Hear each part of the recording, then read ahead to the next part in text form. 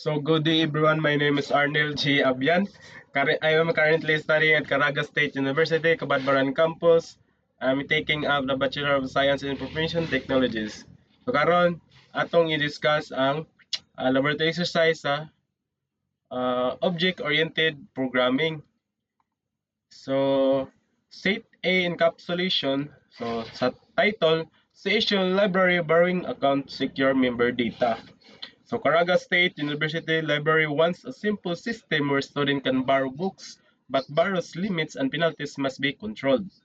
Student must not directly change their borrow count or penalty balance. So diri pa lang, student must not directly change their borrow count or penalty balance. Only through approved methods controlled access. So dili siya basta-basta ang estudyante nga um, maka-modify sa um, ang sensitive data which is ang penalty balance or ang borrow count o pila ka buok ang iyang gihiram nga libro. So learning targets. Use a private attributes which is a double underscore and prevent direct modifications. Implement getter, setter, and or at property. Add validation. No negative values. Borrow limit.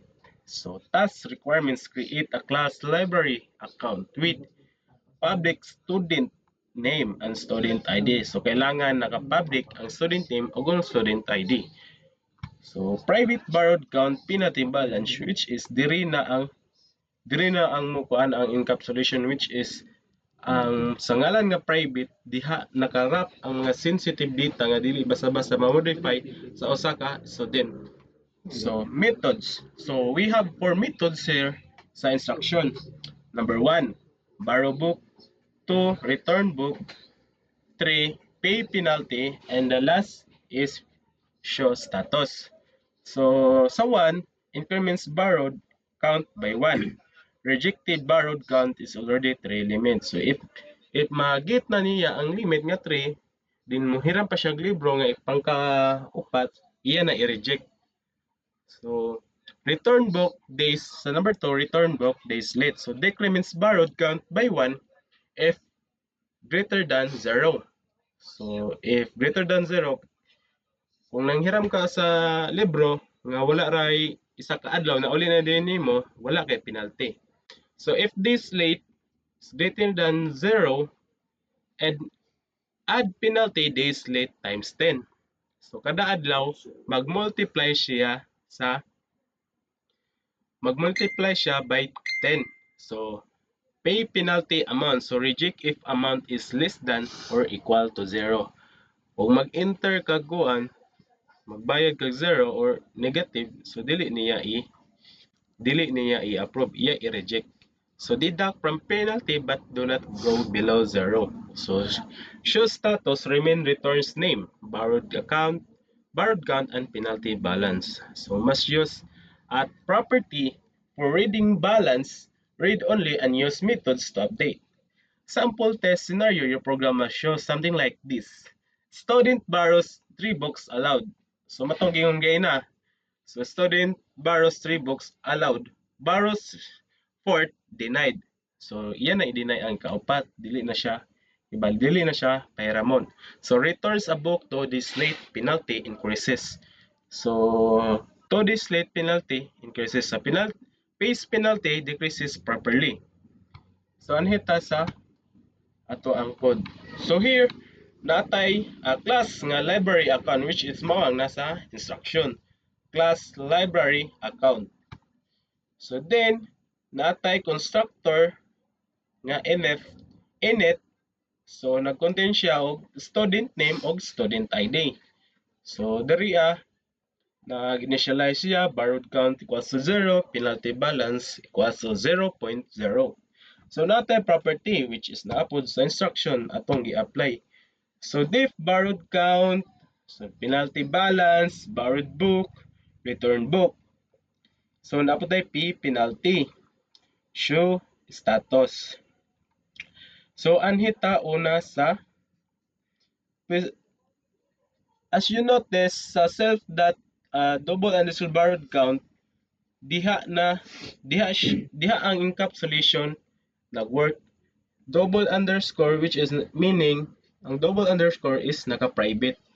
So dili siya basta-basta nga ma-modify og ang sa penalty balance. So ano ta sa um, sa main. So print sa issue library system. So makibali ng ako ang sa title sa issue library system. So here nangayo ko og student name and the student ID. Diri nag-create ra kog object based on input, which is ang name o ang ID number. So while true, nakoy looping diri, which is kay namakoy mino, library mino. So na mga option kung asan dapat pilian mo. So first choice is bar book, second return book, and the third pay penalty, the fourth check status, and the last is exit. So sa kuan na siya, sa program na siya, kung manaka sa tanan from 1 to 4, pwede na kay exit ang program. So choice input, select an option. So like what I say ganina, so mag-input ka og number 1 to 5. So diri if else choice 1. So kung maghiram ko og libro, ani ko sa choice 1. So atong iparan ang code. So nangayo siya og name. So enter a name. Example, Arnel.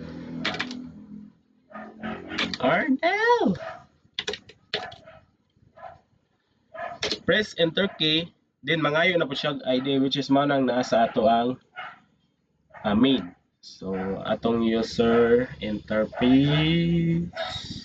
So ID. So example 123-321.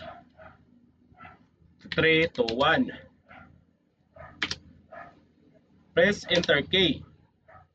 So diha na dayon mapakita si menu, mo display si menu, which is ang borrowed book, return book, pay penalty, check status, exit. Select an option. So manghiram ta og libro. Borrow book. Borrow book. Enter 1. Lagi mo ganong 1. Ay, naglagad ay.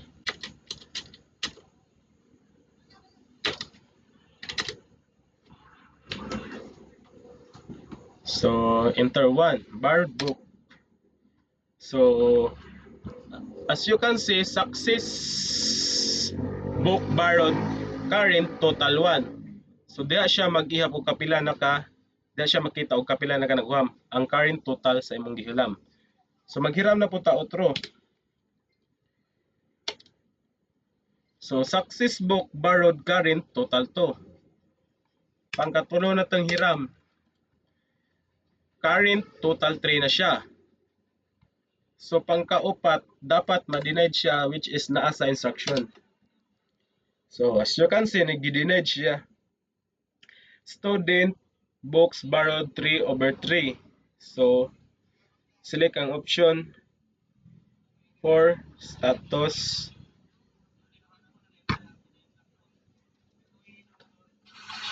So enter 1,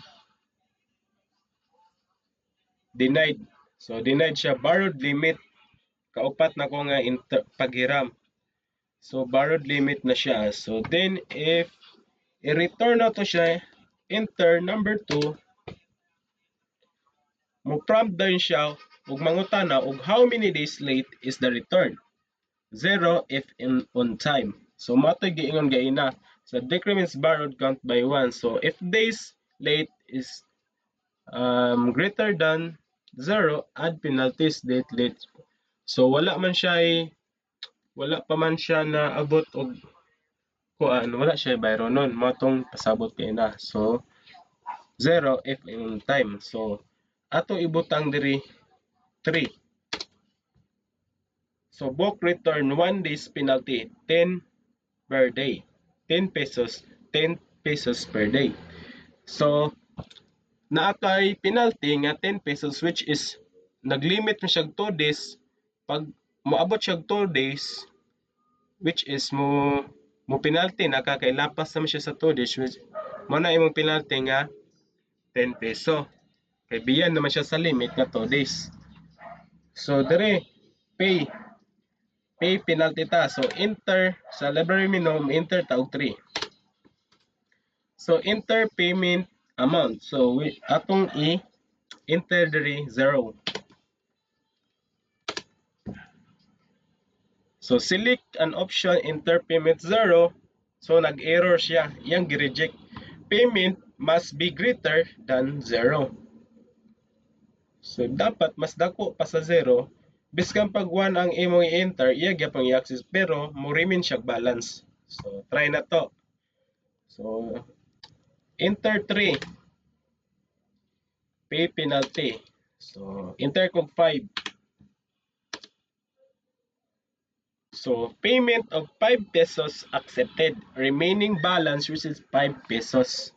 So which mo tong sa instruction gaina greater than 0, iya gyapon i-accept. Biskan pag piso, iya gyapon i-accept. Basta kay greater than 0. So then, check status. So, enter tag 4. So, as you can see, student, then student name, then ang ID number, then books borrowed, is 2/3. So, napatay duha ka libro nga wala pa nauli. So, penalty balance is 5 pesos. So, atong i-return ang libro. Ang duha ka libro. So, ibutang na to 2 days. So, book return no penalty within 2 days allowance. So, enter to gihapon. Apa ba isa ka libro? Enter.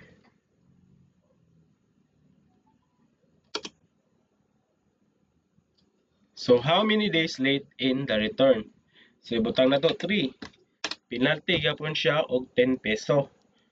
So, which is gaina na pa matay remaining balance kasi 5 dapat 15 ni atong bayron. So, pay penalty ta. Enter number 3. Pay penalty. So, 15. So, balance cleared, change 0. So, gain na, namatay balance nga 5 plus 10. So, atong gibayad nga 15 is ang exact amount. So, balance cleared, change 0. So, select an option, exit na dayon ta sa 5. So, mato ang meaning sa encapsulation. So, dili ka basta-basta maka-modify sa usa ka sensitive nga data which is basta kay naka-private attribute siya, so double underscore, dili yun mo siya ma-modify o walay kuan private attributes o naka-private attributes. So maro to guys, daghang salamat, thank you.